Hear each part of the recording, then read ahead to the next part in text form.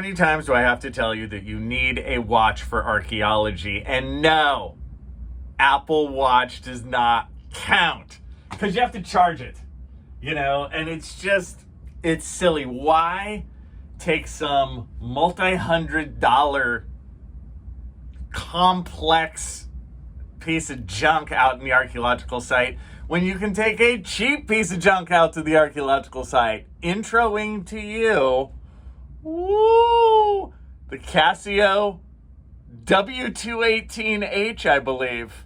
Yeah, it just rolls off the tongue. Everyone knows the 218H. Why am I talking about this? Why am I talking about this watch? Because I was really impressed. Really impressed with it.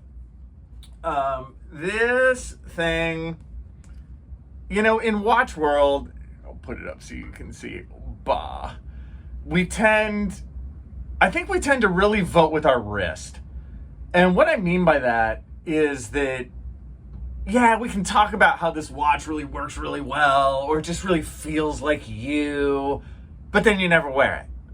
And then there's other watches that you just wear all the time. And I have to say, for the last couple months, I've worn this a lot.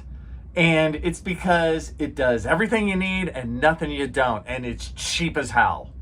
So it fulfills easily the 4 things in archaeology I'm always looking for. First is it's simple. Yes, this thing, dude, it only got 3 buttons.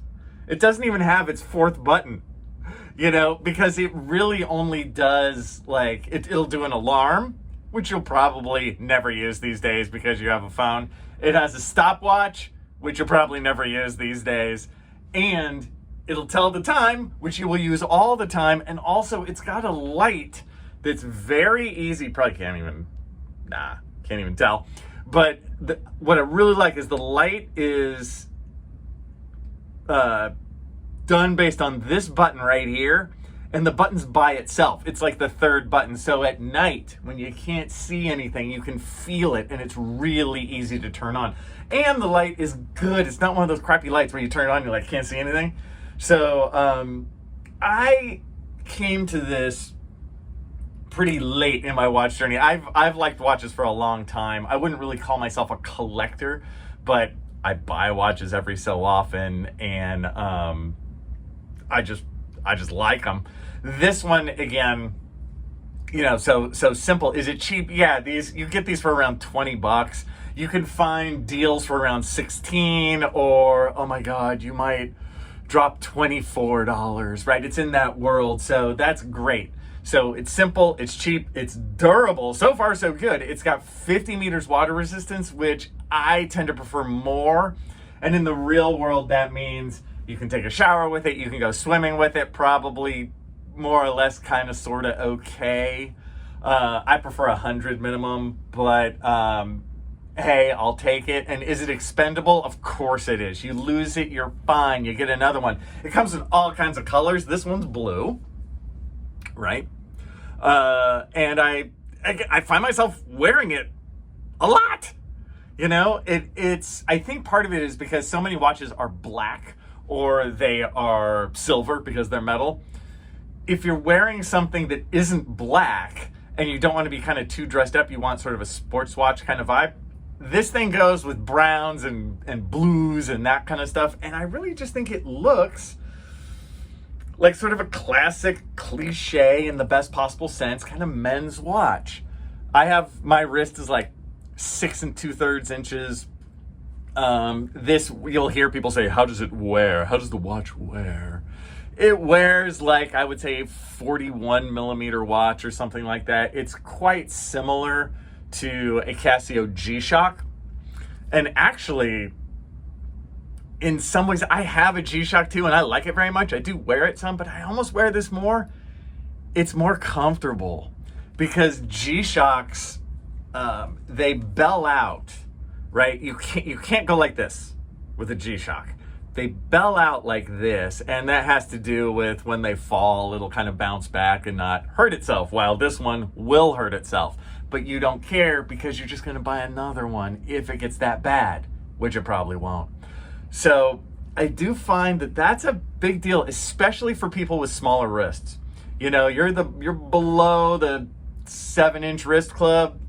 That kind of matters. Again, me at 6 2/3 or so, I can deal with G-Shocks, but this is more comfortable. I have not worn this one in the jungle yet, but I have worn it on like local archaeology projects and sort of working in the dirt and this kind of thing. And just, it's done that day in and day out stuff really well. I've been impressed. I've been like, yeah, this really works. I really recommend this for my students, especially you're kind of like kind of a full-size man. There are other watches that might work better if you're really, really petite. This might wear a little big. Another thing about it is it's super legible. That's one thing I really enjoy. You're on the archaeology project. You just want to look quick, boom, good. And you can also read it really well at a really shallow angle. Sometimes digital watches, you'll have to look right on and then you can't see it. This one's not like that. So it kind of does everything you need. Again, nothing you don't. I've bought 2 of them just because I bought one that was totally black with the blacked out screen, which I didn't like very much because the blacked out screen is too dark.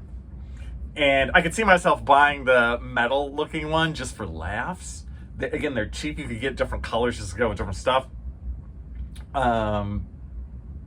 It's also in some ways it's almost the world's cheapest G-Shock, although of course it's not as tough as a G-Shock. But day to day, you want to watch just sort of a cliche man's watch that deals with the dirt and the grime and the everyday workaday world.